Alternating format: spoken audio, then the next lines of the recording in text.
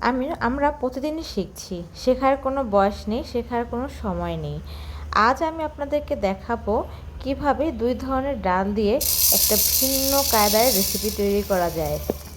প্রথমে আমি মসুরি ডাল এবং মুগের ডাল হাফ কাপ করে নিয়ে নিয়েছি এবং এই ২ ধরনের ডালের সংমিশ্রণেই আজকের আমার রেসিপিটি সম্পূর্ণ করা হবে।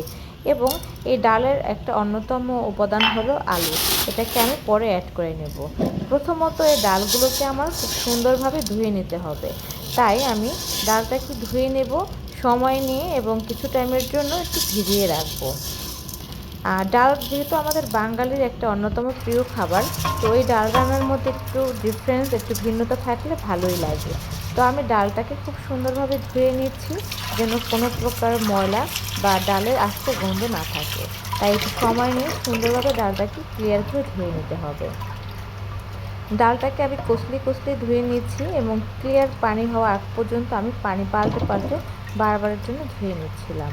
তো ডালটা আমার জন্য হাফ কাপ করে নিয়ে নিয়েছি, কারণ আমি খুব একটা বেশি পাতলাও করতে চাচ্ছি না, খুব একটা বেশি ঘনও করতে চাচ্ছি না।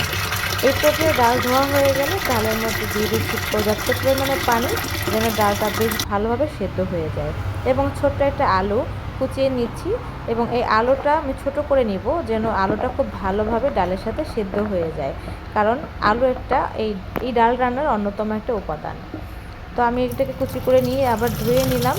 আলুর ভিতরে যেহেতু অনেক ময়লা থাকে এবং আস্তে একটা গন্ধ থাকে, এটাকে খুব সুন্দরভাবে ভালোভাবে ধুয়ে নিতে হবে। তো এবার আমি ডালটাকে চুলায় বসিয়ে দিলাম এবং আলুটাকে অ্যাড করে নিলাম। এবার আমি হাই হিটে ডালটাকে খুব সুন্দরভাবে সিদ্ধ করে নেব। তো সিদ্ধ করার জন্য আমি একদম চুলার জালটা একদম পুরোপুরি হিটে দিয়ে দিচ্ছি যেন খুব ভালোভাবে সিদ্ধ হয়ে যায়। আমি ডাল সিদ্ধ হওয়া আগ পর্যন্ত অপেক্ষা করছি। এই পর্যায়ে আমি কেটে নেব ২ টুকরা টমেটো। এখানে টমেটো আমি ব্যবহার করব। ডালটা সেদ্ধ হয়ে গিয়েছে, এই পর্যায়ে আমি ডালটাকে খুব সুন্দরভাবে ঘুটুনি দিয়ে ঘেঁটে নেব, কারণ এই ডাল ঘেঁটে নেওয়াটা একটা খুবই গুরুত্বপূর্ণ ব্যাপার। না হয় ডালগুলো আস্তে আস্তে এবং আলুটা আস্তে আস্তে থাকলে ডালটা একদমই ভালো লাগবে না। তাই এই কাজটা খুব সুন্দরভাবে আলতো হাতে করতে হবে, সময় নিয়ে করতে হবে। তো আমি এক হাতে মোবাইলের ভিডিও করছি আর অন্য হাতে আমি কাজ করছি, তাই আসলে একা একা ভিডিও করা আসলেই কষ্টকর। আর যেহেতু আমি ফেসবুকে নতুন নতুন ভিডিও দিচ্ছি, ইউটিউবের জন্য দিচ্ছি, তাই ভিডিও এডিটিং করার ট্রাই করছি।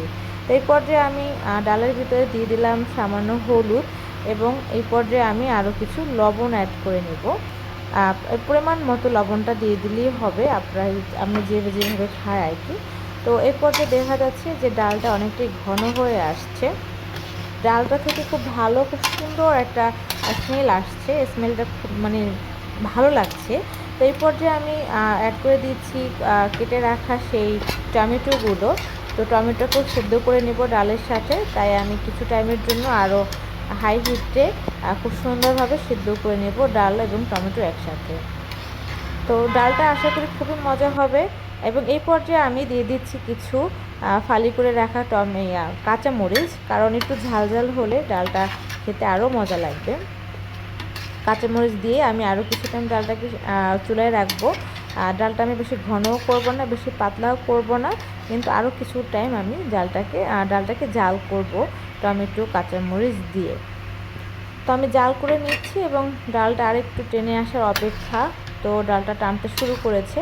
তো এই পর্যায়ে আমি হচ্ছে কী করবো, এরপর চুলায় দিয়ে দিয়েছি একটি কড়াই এবং দিয়ে দিয়েছি সামান্য তেল।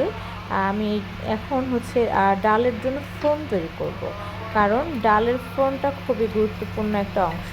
এই পর্যায়ে আমি কিছু পেঁয়াজ নিয়ে নিচ্ছি, পেঁয়াজ কুচানো, এবং কিছু রসুন কুচানো নিয়ে নেব। আর আমি কোনো প্রকারের কাঁচামরিচ বা শুকনো মরিচ ব্যবহার করব না, কারণ যেহেতু ডালে আমি পর্যাপ্ত পরিমাণে কাঁচামরিচ দিয়ে দিয়েছি, তাই এখন আমি শুধু পেঁয়াজ এবং রসুনের ফোড়ন তৈরি করব। তো পেঁয়াজটা আমি আলতো হাতে ভেজে নিচ্ছি যেন পেঁয়াজটা পুড়ে না যায়, কারণ ব্রেস্তা করতে গেলে কিন্তু অনেক সময় এ ধরনের দুর্ঘটনা ঘটে যায়, পেঁয়াজটা পুড়ে যায়, আর পেঁয়াজটা পুড়ে গেলে টেস্ট আর আসে না। তাই আমি খুব আলতো হাতে কাজটা করে নিচ্ছি এবং অল্প জালে একটু করে হচ্ছে আমি ভালোভাবে ভেজে নিচ্ছি পেঁয়াজটা কিছুটা সিদ্ধ হয়ে আসছে। এই পর্যায়ে আমি রাখছি চুলার উপরে এবং এই হচ্ছে আমার ডালের অবস্থা, খুব সুন্দর একটা কালার আসছে। এবং আমার পেঁয়াজটা সিদ্ধ হয়ে আসছে। তো ব্রেস্তা হওয়ার অপেক্ষায় আমি পেঁয়াজটা খুব সুন্দরভাবে নেড়ে চেড়ে দিচ্ছি বারবার, যেন পুড়ে না যায়। এই যে কালার চলে আসছে দেখতে পাচ্ছেন অনেকটা। তো এই পর্যায়ে আমি চুলার জাল আরও লো করে দিব, যেন পুড়ে না যায়, কারণ পুড়ে গেলে সত্যি বিষয়টা খুব খারাপ হয়ে যায়। তো এই পর্যায়ে পেঁয়াজের কিন্তু ব্রেস্তা হয়ে গেছে, আপনারা দেখতে পাচ্ছেন।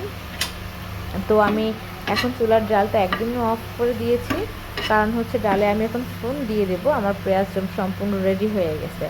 এক হাতে ভিডিও করতে গেলে অনেক প্রবলেম হয়ে যায়, আমার ক্যামেরা ঘুরে যাচ্ছিলো। তো আমি ফোড়ন দিয়ে দিয়েছি। তো ফোড়ন দেওয়ার পরে খুব সুন্দর একটা স্মেল আসছে, সত্যি অনেক সুন্দর একটা স্মেল আসছে। আর ডালটা খেতে আশা করি সত্যি অনেক মজা হবে। তো আপনারা যারা একটু ভিন্নভাবে ডাল ট্রাই করতে চান বা ভিন্ন কিছু চান মুখের টেস্ট চেঞ্জ করার জন্য, তারা কিন্তু ডাল এইভাবে রান্না করে খেতে পারেন। তো অবশ্যই যারা ট্রাই করবেন অবশ্যই জানাবেন, এবং আমার আইডিয়াটা কেমন হয়েছে এবং আমার রান্নাটা আপনাদের কেমন লেগেছে অবশ্যই কমেন্ট করে জানাবেন। তো এই হচ্ছে আমার ডালের শেষ রেজাল্ট। তো খুবই সুন্দর একটা কালার আসছে, খুব ভালো একটা স্মেল আসছে, এবং আমি টেস্ট করে দেখেছি সর্বোপরি ডালটা অনেক মজা হয়েছে। তো আপনারা কিন্তু এভাবে ট্রাই করে দেখতে পারেন। ডালটা সত্যিই অনেক মজা হয়েছে। এটা আপনি সাদা ভাত বা সবজি বা যে কোনো কিছুর সাথে খুব সহজে খেতে পারেন।